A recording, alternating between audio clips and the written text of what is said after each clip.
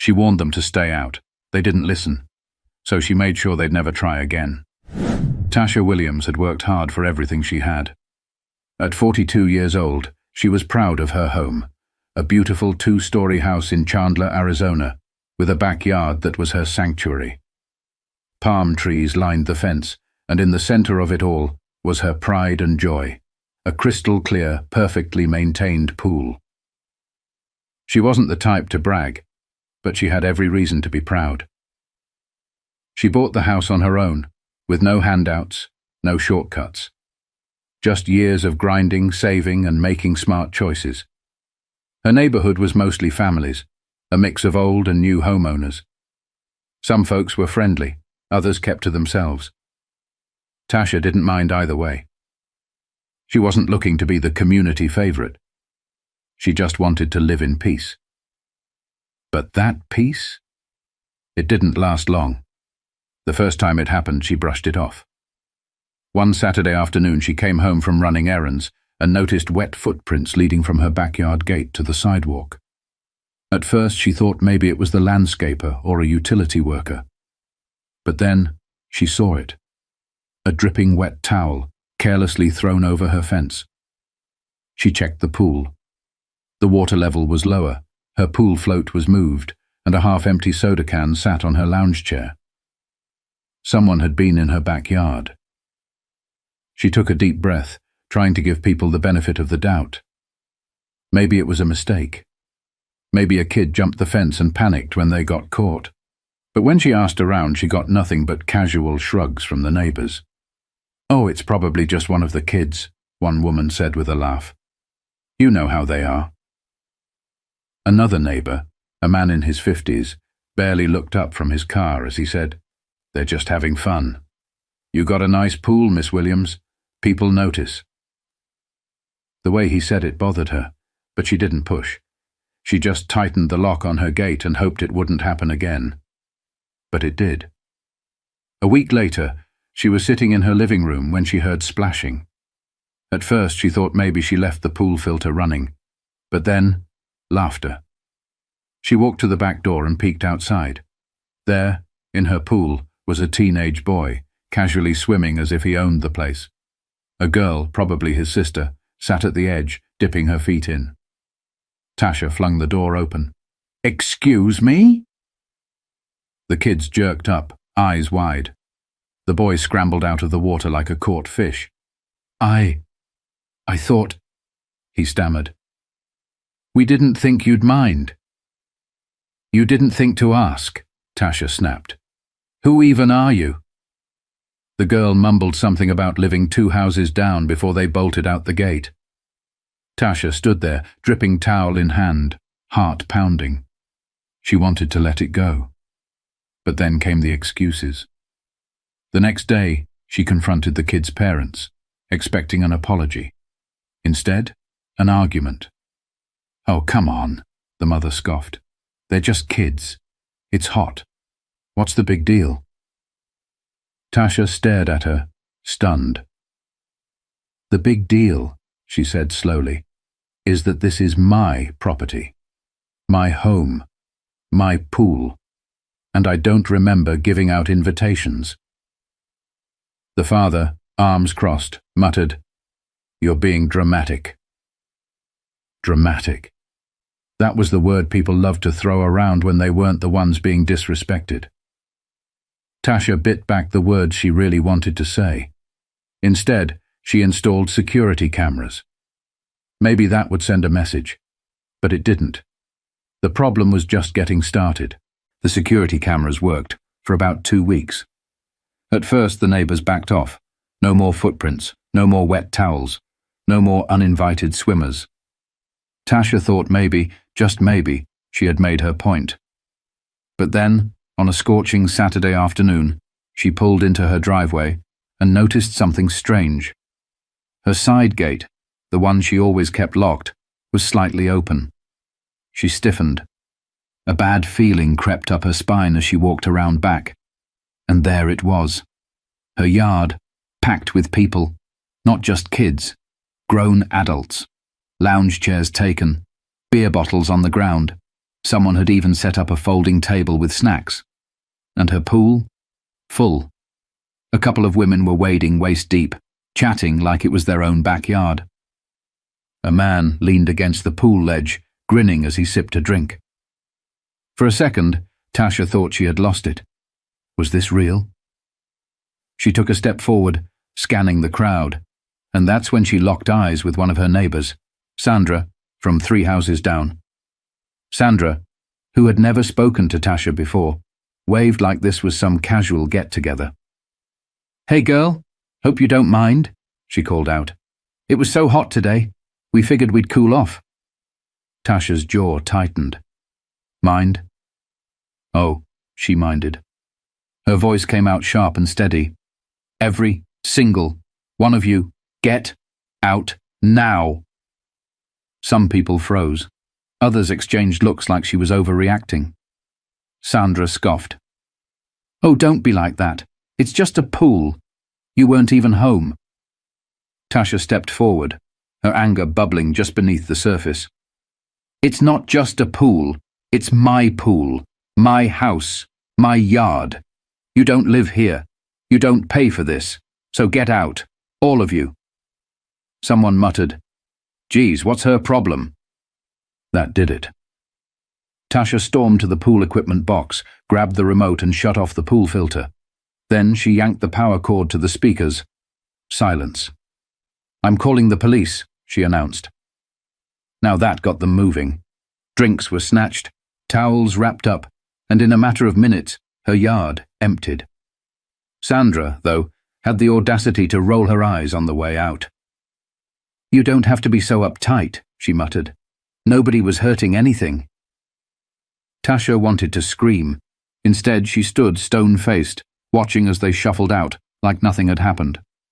She slammed the gate behind them, locked it, and stood there, hands on her hips, fuming. But she knew one thing for sure. This wasn't over. They had zero respect for her. And if respect wasn't going to stop them, something else would. Tasha had tried everything. Talking, reasoning, cameras, locks. None of it worked. So now, it was time to get creative. She sat at her kitchen table, staring at the security footage from earlier that day. The nerve of these people. The way they acted so entitled, like her property was theirs to use whenever they pleased. She wasn't just angry anymore. She was done. And if they wanted to keep treating her pool like the neighborhood water park, she was about to make sure their next visit would be their last. First, she made a trip to the hardware store. She picked up 2 heavy-duty locks, one for the side gate, one for the pool equipment box. The old ones were strong, but these? Unbreakable. Next, she went online and ordered a special chemical treatment for her pool. Not chlorine. Something stronger. It wasn't dangerous, just a harmless but highly effective trick used by public pools to expose rule breakers. A little something called pool dye.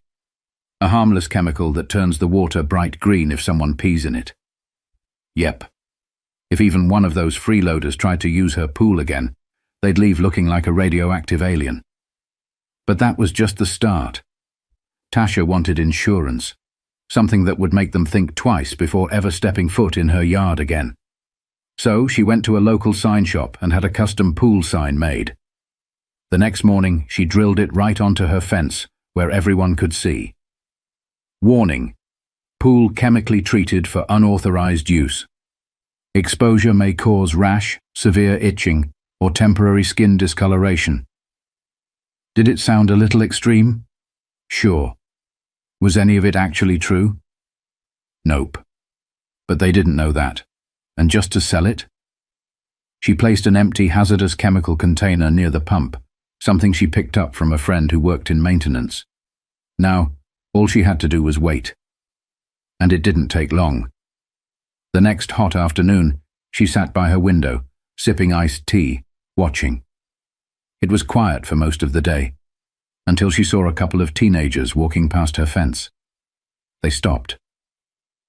Read the sign. One of them whispered something, then pointed at the chemical container. Within seconds, they turned right back around and walked away. Tasha smirked.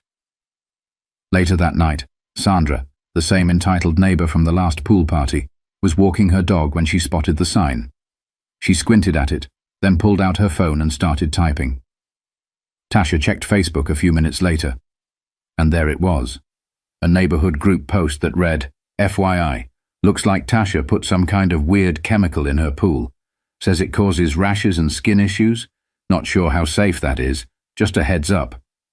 The comments rolled in. OMG, what if it leaks into the ground? That doesn't sound legal. Why does she even care so much? It's just water. Tasha laughed out loud. They were mad. Not because she was lying, not because they got caught, but because they realized their free ride was over, and if they wanted to test her, they were more than welcome to try. For the first time in months, Tasha finally felt at peace. No more random towels, no more strangers lounging in her yard, no more entitled attitudes. Her plan worked, or at least she thought it did. But then, the knock came. It was a Thursday evening when she heard it, sharp, impatient banging on her front door. She set down her drink and peeked through the peephole. Sandra, arms crossed, looking pissed. Tasha sighed. Here we go. She opened the door, keeping her face calm. Yes? Sandra didn't waste time. We need to talk. Tasha raised an eyebrow. Do we? Sandra huffed. Look, I don't know what your problem is, but people are saying you put some kind of dangerous chemicals in your pool. Tasha blinked, then smirked. I did, she said smoothly. To keep out uninvited guests. Sandra's jaw clenched. You can't do that. What if a kid touches the water? Tasha folded her arms. A kid? Who broke into my yard? Sandra faltered. That's not the point. It's exactly the point, Tasha shot back. I told people to stay out. They didn't listen, so I took precautions. Sandra scoffed. You're ridiculous. You don't even have kids. It's just sitting there, going to waste. Tasha tilted her head. So, because I don't have kids, that means my pool is up for public use. Sandra rolled her eyes. Oh, come on, don't act like... Tasha cut her off. No. You come on, Sandra. You and the rest of these people have some nerve. You don't pay for my water bill. You don't clean my pool. But you expect to just help yourselves? Sandra's face turned red. Well, if you weren't so unfriendly, maybe people would actually like you. Tasha laughed, a deep, genuine laugh. That's your problem, Sandra. You think being liked means letting people walk all over you. Sandra opened her mouth, closed it, then shook her head in frustration. You know what? Forget it. She turned on her heel. Enjoy being the mean neighbor. Tasha called after her. Enjoy using your own hose this summer. Sandra stomped off. Tasha shut the door, smiling to herself. They were mad, but they had finally gotten the message. And just to be sure, she doubled down. The next morning she added a final touch, a motion-activated sprinkler system along the fence. If anyone tried to sneak in again, they'd get a nice cold wake-up call. But the best part? She didn't have to use it, because nobody tried again. The freeloading days were over. After months of frustration, Tasha had finally reclaimed her peace. The pool, hers again. The backyard, quiet. The entitlement, gone. And the best part? She never even had to call the police, because that was never the goal. She wasn't trying to cause a scene or make enemies. She just wanted what was hers to be respected.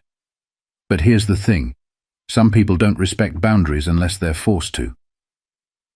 Tasha had tried to be nice. She had given warnings. She had even asked politely, and they had ignored her at every turn. But the second she flipped the script, they backed off. Because at the end of the day, people will take as much as you let them. It doesn't matter if it's your time, your space, your energy, or even your damn swimming pool. If you don't set boundaries, someone will walk all over you. So, was Tasha petty for what she did? Maybe. But was she wrong? Not even a little. What about you? Have you ever had to stand your ground when people tried to take advantage of you? Or better yet, how would you have handled this situation? Drop a comment below and let's talk about it.